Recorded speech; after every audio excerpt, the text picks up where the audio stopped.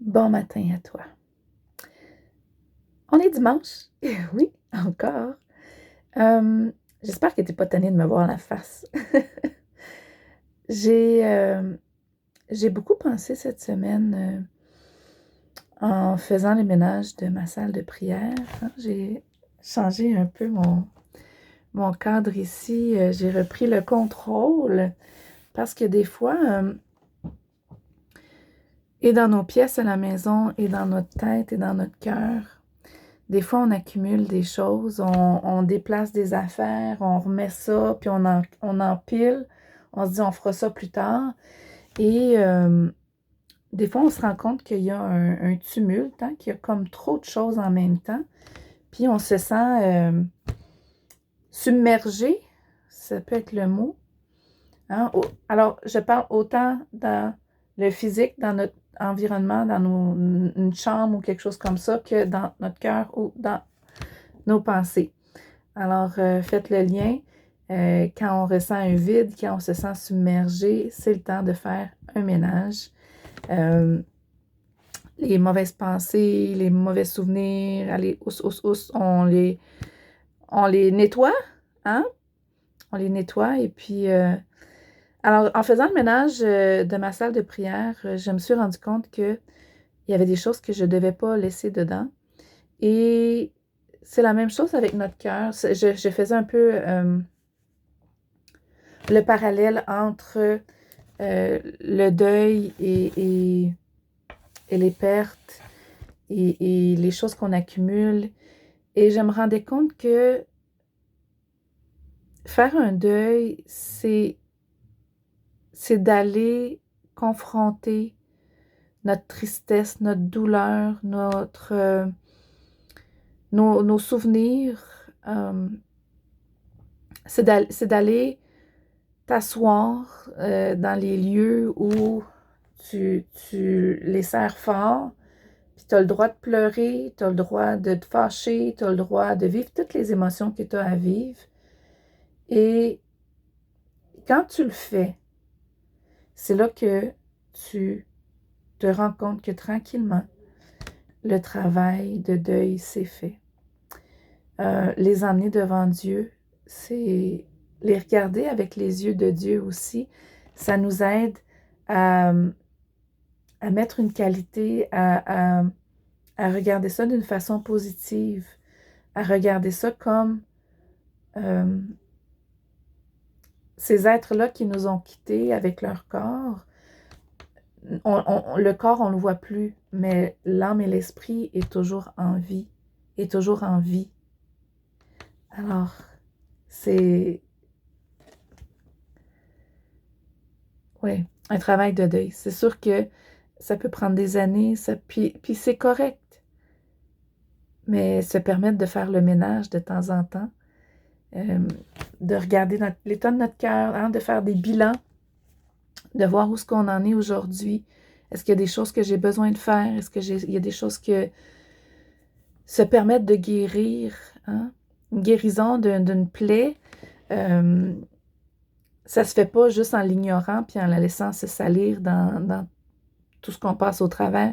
Il faut en prendre soin, il faut le nettoyer, il faut l'aseptiser, il faut mettre un bandage, il faut les réouvrir et regarder encore. Mais un deuil, c'est un peu la même chose. Et depuis hier, je pense à Jésus et les qualités, je vais vous faire le lien plus tard, et euh, les qualités de Jésus qui m'ont le plus touchée, c'est qu'il est brave et il est courageux. Et, et vous savez, j'ai une amie qui rêve du prince, hein, quand on était petite, là, le prince qui allait venir et puis romantique et courageux, fort et qui allait venir la chercher, puis l'épouser et faire de la rendre heureuse et faire beaucoup d'enfants. Et, et je me disais que ben, c'est Jésus. C'est Jésus qui est fort, brave et courageux. Et ces qualités-là, ces qualités-là, je me rends compte que j'aime les voir dans les gens, j'aime voir les gens autour de moi qui sont braves, forts et courageux. Et quand je lis des livres, des histoires, j'aime que les personnages soient forts, braves et courageux, ou fortes, braves et courageuses.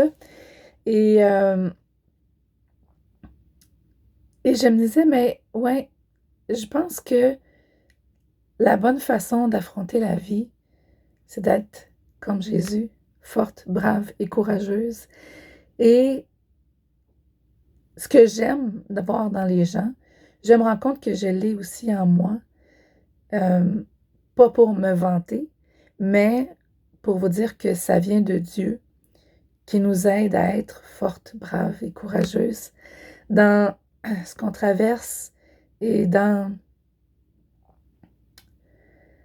ce qu'on est, dans ce qu'on vit, dans ce qu'on partage, dans ce qu'on veut laisser aussi comme, euh, j'ai le mot en anglais legacy, mais euh, comme héritage, comme euh, qui va survivre même après notre mort, ce qu'on veut laisser à nos enfants comme valeur, la force, la bravoure et le courage. La vie est difficile. C'est une des premières vérités que j'ai lues dans un livre chrétien, avant même de me convertir. La vie est difficile. Et je m'étais dit que oui, celui-là, il dit la vérité. Alors j'avais été lire profondément dans le livre ce que ça disait. La vie est difficile, mais si on relève nos manches, on ne se laisse pas abattre, on persévère, on continue, on voit la victoire avec Jésus. Il est toujours à nos côtés, il est toujours prêt à nous soutenir. Hein? À un moment donné, Moïse devait combattre. Il y avait un combat entre Israël et les peuples autour. Il était fatigué et ses amis sont venus le soutenir, lever ses bras, parce qu'au moment où il allait baisser les bras, ce serait la fin. Le peuple n'avait plus de force et ils sont venus le soutenir. Jésus, c'est ce qu'il fait avec nous. Il vient nous soutenir dans nos combats. Mais il dit, reste tranquille, je combattrai pour toi. Reste tranquille. Alors, ce qu'on a à faire, c'est de venir le louer. Pendant ce temps-là, pendant que nos combats font rage, on vient le louer, on vient à ses pieds. Et il nous aide à avoir la victoire dans nos combats. Il nous aide à faire le ménage dans notre cœur, dans nos pensées et dans notre salle de prière. Sur ce, je te souhaite une bonne semaine. Sois forte, sois courageuse, sois brave cette semaine. Je pense à ma fille qui est à l'hôpital en ce moment. Tu es forte, tu es brave, tu es courageuse comme Jésus. Et fais une petite prière cette semaine. Fais une petite prière. Dis-lui ce que tu as besoin. Dis-lui ce que tu as. Hein? Fais état de ce que tu as. Fais état de tes besoins. Fais état que c'est en lui que tu espères et que la liberté est pleine en lui. La joie est pleine en lui.